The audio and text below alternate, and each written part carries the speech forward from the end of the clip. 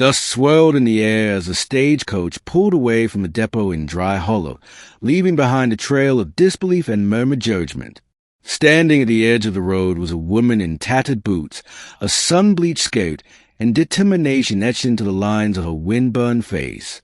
Her name was Cora Bailey, and she carried nothing but a satchel, a canteen, and a letter promising work. She had once been a school teacher in Missouri, but that was before the fire, before her husband's debts, before his suicide left her alone with shame, no home, and no one willing to give her a second chance. Now she was here, in the roughest timber town on the frontier, a place where most women served drinks or warm beds, not carried axes and swung hammers. Cora shaded her eyes as she looked toward the hills, where thick pine trees loomed like sentinels. Her breath hitched.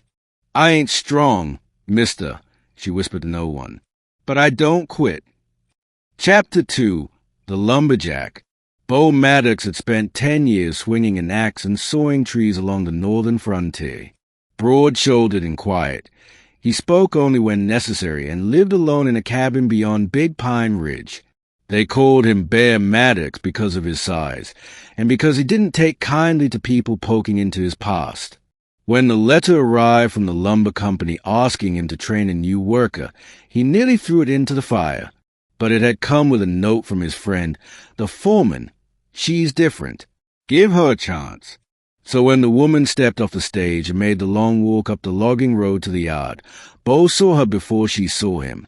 Sunburned, limping slightly, but eyes that didn't flinch. He watched her walk right up to the sign that said, "Men only. Take a breath and step through." Chapter 3. You're hired. "What are you doing here, miss?" the foreman barked. The other loggers dropped their tools to gawk. Cora pulled a letter from her satchel and held it out. "Cora Bailey, you sent for a worker." The men laughed. One spat tobacco. "You ain't gonna last a day, sweetheart."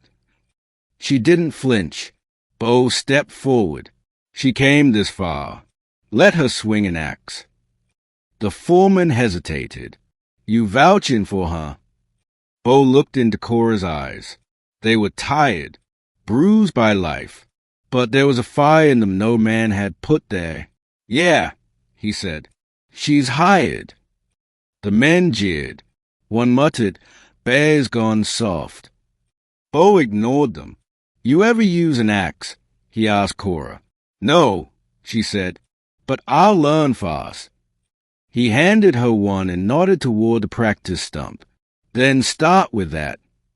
Chapter 4. Blood and Splinters. Her hands bled by noon. Her back ached by sundown. But she kept swinging. The men stopped mocking after the second day. They started watching. By the end of the week, one of them offered her a pair of leather gloves. Beau noticed everything. The way she gritted her teeth, the silent tears she wiped away when no one was looking, and how she practiced even after supper when the others had gone to the saloon. One night, as he returned from checking snays, he found her behind the bunkhouse, practicing on a fallen log by lantern light.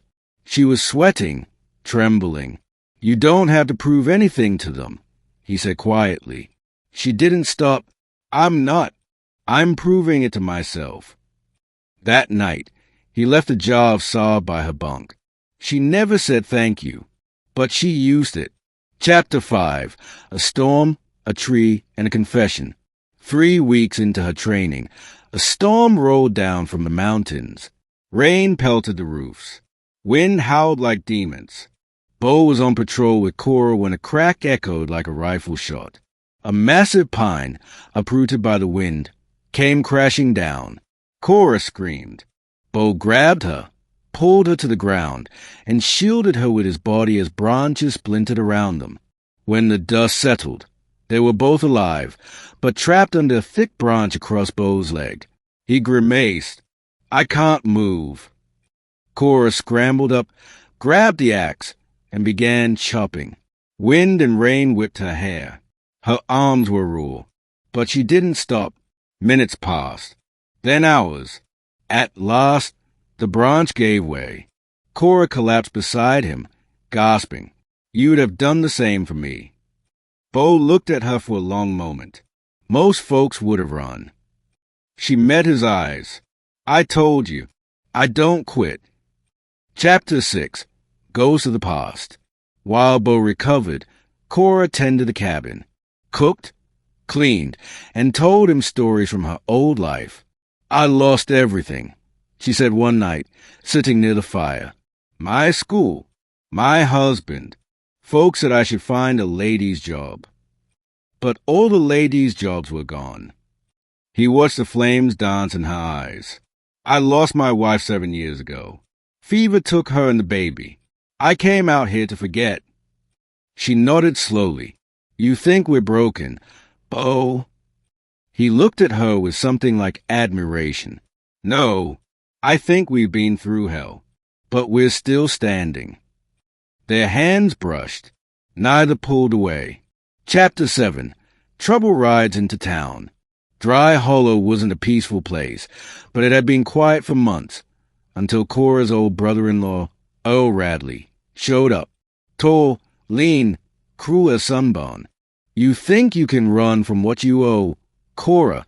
He snarled at her in front of a general store. "I don't owe you nothing," she said, spine straight. "You ran off with my brother's money. I've come to collect." Beau stepped between them. "She owes you nothing. Now get."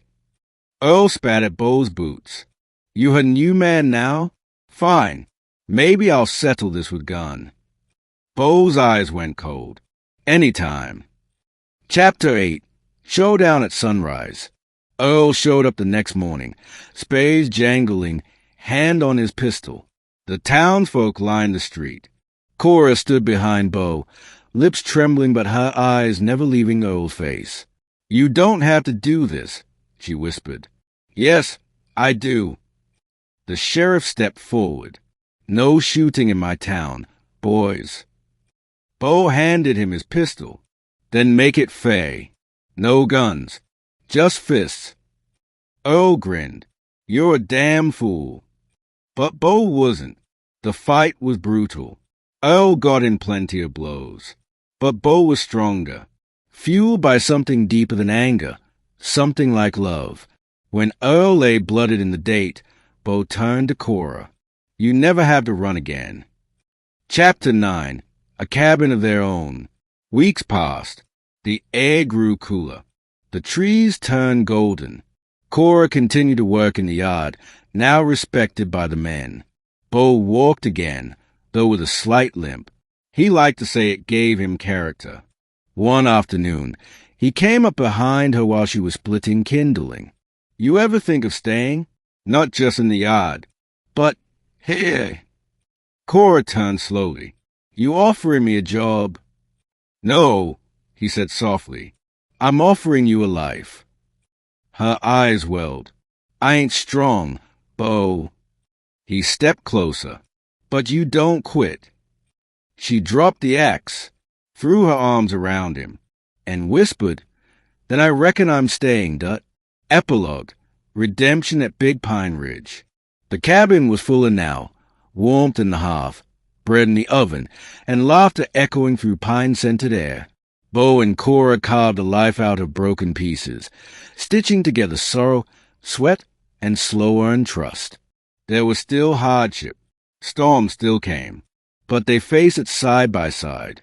And every so often, when Cora caught a glimpse of herself in the mirror, arms strong, eyes proud, she'd remember the girl who got off that stagecoach, afraid but unyielding, the one who had nothing to offer but grit, and the man who had seen her, smiled, and said, "You're hired."